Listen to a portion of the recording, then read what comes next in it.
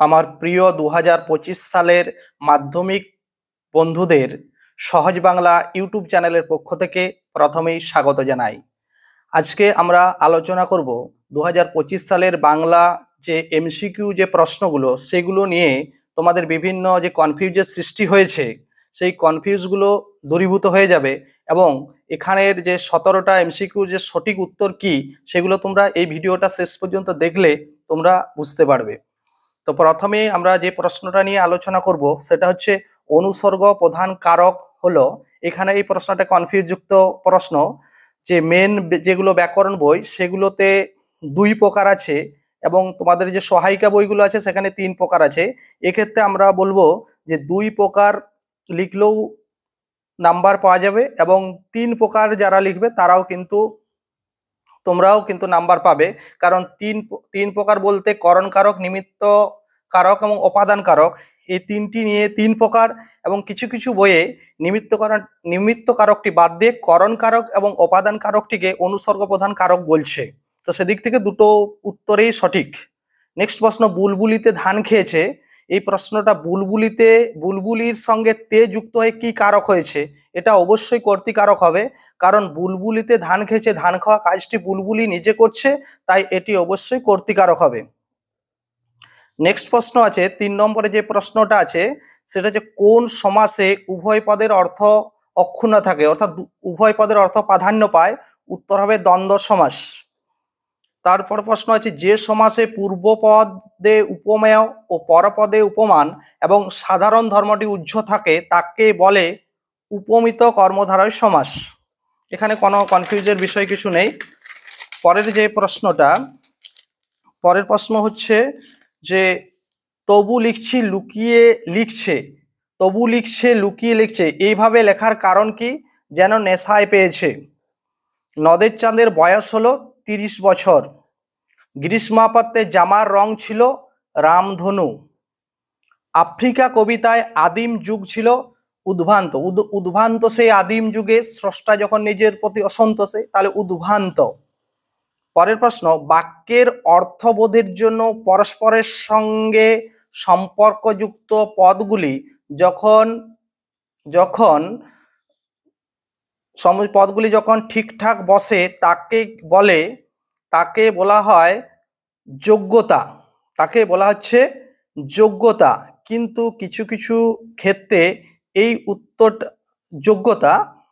উত্তরটা বেশির ক্ষেত্রে এটা আসক্তি হবে, কিন্তু কিছু কিছু ক্ষেত্রে এটা উত্তর যোগ্যতাও হতে পারে। অর্থাৎ যারা যোগ্যতা করেছো তাদের ক্ষেত্রেও এটা কিন্তু নাম্বার আসতে পারে, কারণ এটা একটা কনফিউজ যুক্ত প্রশ্ন।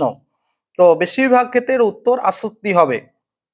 এখানে দ্বিতীয় যে 10 নম্বর যে প্রশ্নটা আছে, আবার তোরা মানুষ বাক্যটি হলো, এই বাক্যটির দ্বারা নির্দেশ করাও বোঝাচ্ছে, আবার আদেশ উপদেশ অনুরোধও বোঝাচ্ছে, অর্থাৎ অনুজ্ঞাসূচক বাক্যও হবে। আবার এই বাক্যটার দ্বারা আবার তোরা মানুষ এটা একটা প্রার্থনা করাও বোঝাচ্ছে। সেক্ষেত্রে এই প্রার্থনা যেহেতু করাও বোঝাচ্ছে, তার প্রার্থনা সূচক বাক্যও যারা করবে তারাও কিন্তু এটা নাম্বার পাবে। কারণ যেখানে সরকার থেকে যে অ্যান্সার শিটটা ঠিক করা হয় সেখানে অপশন হিসাবে আশা করা যাচ্ছে অনুজ্ঞাসূচক বাক্য, প্রার্থনা সূচক বাক্য এবং নির্দেশক বাক্য, এই 3টা অ্যান্সারকেই সিলেক্টেড করা হবে। তো সেদিক থেকে বলা যায় তোমরা যারা নির্দেশক বাক্য বা অনুজ্ঞাসূচক বাক্য এবং প্রার্থনাসূচক বাক্য করে থাকবে তারা প্রত্যেকেই নাম্বার পাবে।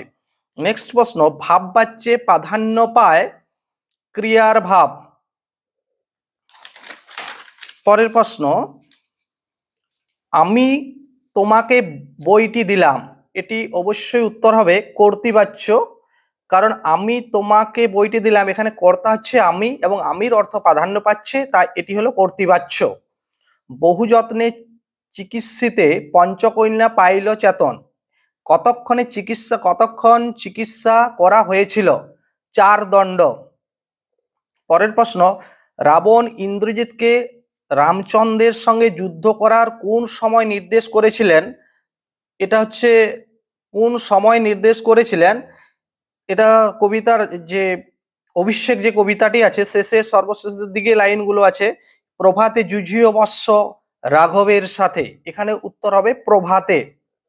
নেক্সট প্রশ্ন, বিখ্যাত লেখক শৈলজানন্দের ফাউন্টেন পেনের সংগ্রহ ছিল 2 ডজন। পরের প্রশ্ন, প্রাচীন সুমেরিয়ান বা ফিনিশিয়ানদের লেখনী কি ছিল? এটা হচ্ছে উত্তর হবে হাড়, কারণ হাড়ের মধ্যে ওরা কালি ভরে লিখত। কত সালে কলকাতা বিশ্ববিদ্যালয় পরিভাষা সমিতি নিযুক্ত করেন? কত সালে কলিকাতা বিশ্ববিদ্যালয় পরিভাষা সমিতি নিযুক্ত করেন? উত্তর হবে 1936। এবার আমরা আলোচনা করব 19টি এসএকিউ প্রশ্ন নিয়ে। তার প্রথম প্রশ্নটি হচ্ছে যে পরম সুখ কাকে বলে জানেন? বক্তা কাকে পরম সুখ বলেছেন? পরম সুখ বলতে আমরা এক কথাতেই লিখতে পারি সব সুখের বন্ধন থেকে মুক্ত হওয়া। সব সুখের বন্ধন থেকে মুক্ত হওয়া। 2.1.2 এই প্রশ্নটা হচ্ছে নদীর বিদ্রোহ গল্পের লেখকের প্রকৃত নাম কি? নদীর বিদ্রোহ গল্পটি লিখেছেন মানিক বন্দ্যোপাধ্যায় এবং তার প্রকৃত নাম হলো প্রবোধ কুমার বন্দ্যোপাধ্যায়।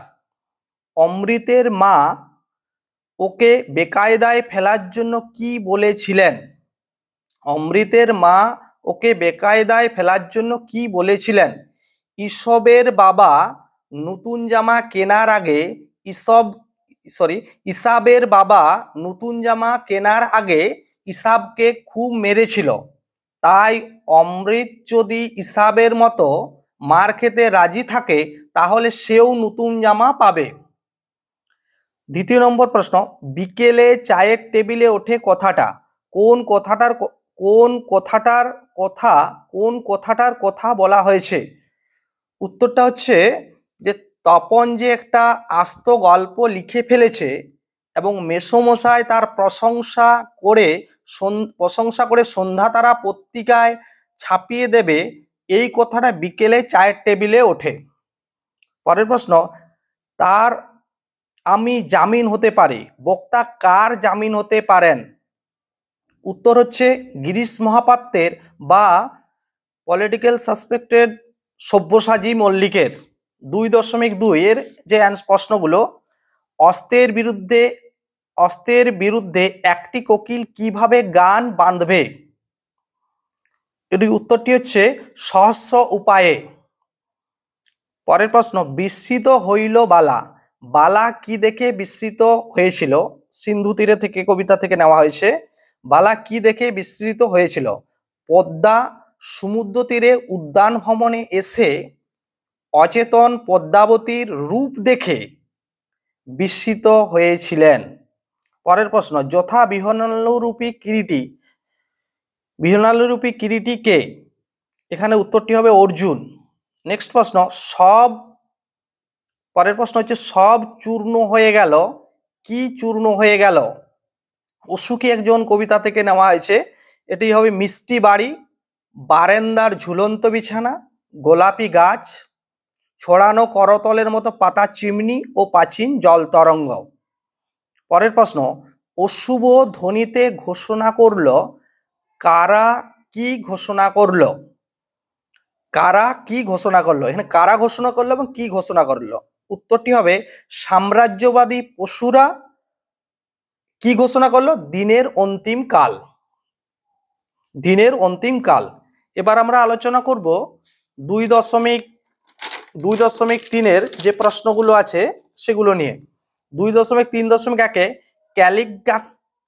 ক্যালিগ্রাফিস্ট কাদের বলে? আমরা লিখব যে লিপিকুশলী বা ওস্তাদ কলমবাজদের। পরের প্রশ্ন, যে পরিভাষার উদ্দেশ্য কি? 2.3.2 পরিভাষার উদ্দেশ্য কি? উত্তর এক কথাতে লিখতে পারি ভাষাকে সংক্ষিপ্ত করা এবং তার অর্থ সুনির্দিষ্ট করা। ভাষাকে সংক্ষিপ্ত করা এবং তার অর্থ সুনির্দিষ্ট করা। ব্যাস। পরের প্রশ্ন হচ্ছে বাস ভাবাচাকা খেয়ে গেলাম, বক্তা ভাবাচাকা খেয়ে গেলেন কেন? উত্তরটা লিখবো এভাবে, দ্বিতীয় মহাযুদ্ধের কয়েক বছর পর কলকাতার কলেজ স্ট্রিটে একটি নামী দোকানে ফাউন্টেন পেনের নাম শুনে, বিভিন্ন ধরনের বা বিভিন্ন কোম্পানির ফাউন্টেন পেনের নাম শুনে ভাবা চাকা খেয়ে গেলেন। তাতে অনেকে মুশকিলে পড়েছেন। কিসে মুশকিলে পড়েছেন? যে দেশি ভাষা সরকারি কাজে চালানোর জন্য অনেকেই মুশকিলে পড়েছেন। পরের প্রশ্ন, এবার আমরা আলোচনা করব যে ব্যাকরণের যে 8টি প্রশ্ন নিয়ে। এখানে প্রশ্নগুলো একটু ঘুরিয়ে পড়েছে, কিন্তু প্রশ্নগুলো খুবই সহজ। কোদাকার পদটির ব্যাসবাক্য সহ সমাসের নামকরণ। এটা আমরা বলতে পারি কু আকার, এই যে কোদাকার, কু আকার যার, অর্থাৎ বহুব্রীহি সমাস। আমি ছিলাম কালি কলমের ভক্ত। বাক্যটিতে প্রশ্নসূচক বাক্যে পরিবর্তন করো। আমি কি কালি কলমের ভক্ত ছিলাম না? অবশ্যই জিজ্ঞাসা চিহ্নটি কিন্তু দিতে হবে, প্রশ্ন সূচক চিহ্ন কিন্তু অবশ্যই শেষে দিতে হবে। তৃতীয় নম্বর প্রশ্ন বা 3 নম্বর প্রশ্ন, কর্তৃবাচ্য থেকে ভাববাচ্যে রূপান্তরের প্রধান শর্ত কি? কর্তৃবাচ্য থেকে ভাববাচ্যে করার প্রধান শর্ত কি? উত্তরটি হবে ক্রিয়ার ভাব প্রধান হবে এবং হ ধাতু যুক্ত হবে। প্রত্যেককে ব্যাসবাক্য সহ সমাসের নামকরণ। এটি আমরা বলতে পারি যে 2.2.4 প্রত্যেককে যে একে একে অব্যয়ীভাব বা অব্যয়ীভাব সমাস বা উপসর্গ তৎপুরুষ আমরা বলতে পারি। এই প্রশ্নটা একটু কনফিউজ আছে অনেকেরই। নেক্সট প্রশ্ন হচ্ছে অপাদান কারকের শূন্য বিভক্তির একটি উদাহরণ দাও। অপাদান কারক, যেমন ট্রেন দিল্লি ছাড়লো, ট্রেন দিল্লি ছাড়লো। এখানে দিল্লিতে দাগ, কারণ দিল্লি থেকে ট্রেনটি চ্যুত বিচ্যুত হয়ে যাচ্ছে এবং দিল্লিতে বিভক্তিও শূন্য, তাই দিল্লি এই পদটিতে অপাদান কারক হবে। তোমরা অন্য উদাহরণও লিখতে পারো। উক্ত কর্তা কাকে বলে? না, কর্তৃবাচ্যের কর্তাকে উক্ত কর্তা বলে। যেমন একটা উদাহরণ দিয়ে দিলে, অর্ণব বই পড়ে, বা তোমরা তোমাদের পছন্দ মতো উদাহরণ দিতে পারো। পরের প্রশ্ন, ব্যাস বাক্য কাকে বলে? না, সমস্ত পদ বা সমাসবদ্ধ পদগুলিকে বিশ্লেষণ করার যে বাক্য বা বাক্যাংশ ব্যবহার করা হয় তাকে ব্যাস বাক্য বলে। অর্থাৎ সমস্ত পদ বা সমাসবদ্ধ পদগুলিকে বিশ্লেষণ করার জন্য যে বাক্য বা বাক্যাংশ ব্যবহার করা হয় তাকেই বলা হয় ব্যাস বাক্য। উদাহরণ অনেক দেওয়া যেতে পারে, যে কোনো একটা উদাহরণ, বিনা পানিতে যার, যেমন বিনা পানি, বিলাত থেকে ফেরত, যে বিলাত থেকে ফেরত এটা ব্যাস বাক্য। বিনা পানিতে যার, এটাকে আমরা ব্যাস বাক্য বলছি। একটি মিশ্র বাক্যের উদাহরণ দাও। তোমরা মিশ্র বাক্যের উদাহরণ আশা করি দিয়েছো, যেমন যে কোনো একটা উদাহরণ দেওয়া যেতে পারে, যে রোজ আসে আজ সে আসেনি, কমা চিনতে তাই ভুল হয়েছে। তারপরে 9 নম্বর যে প্রশ্নটা আছে, অনুসর্গ যোগে করণ কারকের একটি উদাহরণ দাও। অনুসর্গ যোগে, যেমন অনুকরণ দ্বারা, দিয়া, কর্তৃক, এই অনুসর্গগুলো যেন থাকে সেই ধরনের একটা উদাহরণ তোমরা দিলেই হবে। যেমন আমি একটা বলতে পারি, ছুরির দ্বারা ফল কাটা হয়। এখানে ছুরির দ্বারা দাগ, কারণ ছুরির দ্বারা কাজটা সম্পন্ন করা হচ্ছে, তাই ছুরির দ্বারাতে যদি দাগ দেওয়া হয় এটা হচ্ছে করণ কারক। শেষ প্রশ্নটি আছে, যুক্তির পথে হাঁটো। যুক্তির পথে হাঁটো ভাববাচ্যে রূপান্তর করো, অর্থাৎ ক্রিয়ার ভাবটিকে প্রধান করতে হবে। যুক্তির পথে হাঁটা হোক, আমরা লিখতে পারি যুক্তির পথে হাঁটা হোক। এভাবে তোমরা যদি উত্তরগুলো লেখো তাহলে তোমরা আশা করছি সম্পূর্ণ নাম্বারই পাবে, এবং যে প্রশ্নগুলো কনফিউজ যুক্ত আছে সেই প্রশ্নগুলো একাধিক উত্তর কিন্তু নির্বাচন করা হবে এবং সেখান থেকে তোমরা নাম্বার কিন্তু পাবে। এবার আমরা পরবর্তী যে প্রশ্নগুলো আছে আমরা দেখে নেব। এখান থেকে কম বেশি 60টি শব্দে যে কোনো একটি প্রশ্নের উত্তর দেওয়া আছে। এখান থেকে এই প্রশ্নটা আমি যে সাজেশন দিয়েছি জ্ঞানচক্ষু থেকে, সেখান থেকে এই প্রশ্নটি পড়েছে যে তখন আহ্লাদে কাঁদো কাঁদো হয়ে যায়। এবং নেক্সট যে সাজেশনগুলো আমি দিয়েছি তোমরা দেখবে, ভিডিওগুলো দেওয়া আছে, সেখান থেকেই তোমাদের প্রশ্নগুলো সবই আশা করছি সবই কমন পড়ে গেছে। এখান থেকে তোমাদের সব প্রশ্নই কমন পড়েছে। আচ্ছা, নদীকে নদীর প্রতি যে ভালোবাসা, তোমরা প্রশ্নগুলো একবার দেখে নাও। সব ফাউন্টেন পেড়া কেনার প্রথম অভিজ্ঞতা, এই সমস্ত প্রশ্নগুলো সবই কমন পড়ে গেছে সাজেশন থেকে, লং প্রশ্নগুলো। এমনকি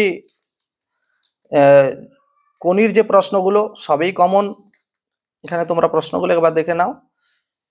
আচ্ছা, এখানে আমি যে সচেতন প্রতিবেদন যেটা দিয়েছিলাম সেটা জলের অপচয়, তোমরা সাজেশন এবং এটা দুটো একসাথে আমি সাজেশন দিয়েছি ভিডিওতে। কাল্পনিক সংলাপ এবং প্রতিবেদন, এই দুটো পার্টকে একসাথে দেওয়া আছে, তোমরা দেখে নেবে মিলিয়ে। দুটো প্রশ্নই কিন্তু ওখান থেকে কমন পড়ে গেছে সাজেশন থেকে। এবং রচনার যে সাজেশনগুলো আমি দিয়েছি, ভিডিওগুলো দেওয়া আছে, সেখান থেকে তোমাদের পরপর 3টে কমন পড়েছে। দৈনন্দিন জীবনে বিজ্ঞান, চরিত্র গঠনে খেলাধুলার ভূমিকা এবং বন সংরক্ষণ, এই 3টে কমন পড়েছে। সময়ের মূল্য, এটা কিন্তু আমার যে সাজেশন দেওয়া ছিল সেখান থেকে পড়েনি, যেহেতু তোমাদের এখান থেকে একটা লিখতে হবে। আমার এখান থেকে কিন্তু 3টে কোশ্চেন কমন পড়েছে। তোমাদের বিশ্বাস যদি না হয়, তোমরা আমার সাজেশনের যে মাধ্যমিক সাজেশন 2025-এ দেওয়া আছে, যেটা তোমরা একবার সেখান থেকে দেখে নিতে পারো। এই হলো মোটামুটি প্রশ্নের আলোচনা। তোমাদের যে কনফিউজ ছিল সেগুলো আশা করি দূর হয়েছে। তোমরা যদি 11-এ পরবর্তী ক্লাসের ভিডিওগুলো পেতে চাও, তাহলে অবশ্যই চ্যানেলটিকে সাবস্ক্রাইব করে রাখবে। আশা রাখছি তোমাদের যাতে তোমার পরবর্তী যে পরীক্ষাগুলো আছে যাতে ভালো হয়, এটা আমি ঈশ্বরের কাছে প্রার্থনা করছি।